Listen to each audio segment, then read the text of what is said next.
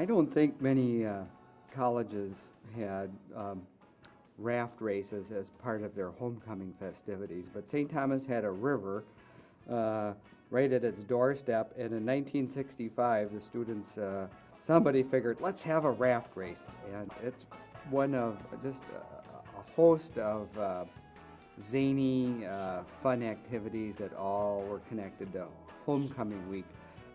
They had an ugly man contest, a kite flying contest, there were road rallies, bicycle races. At the end of homecoming, somebody would be the grand champion of all this crazy stuff.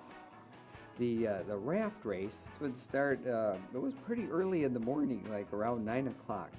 Students would haul their inner tubes or their rafts down to below the Franklin Avenue Bridge. And that's where the start of the race was, on a sandy beach there.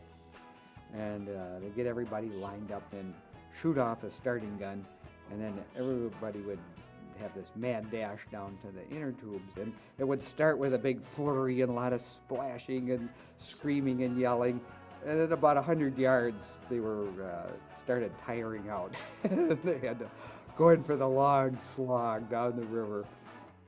Some of the students would make elaborate rafts using barrels and decorating it, but most of the teams figured that how to do this. The fastest way, if they wanted to win, was to get a number of inner tubes, car inner tubes, and tie them together with rope.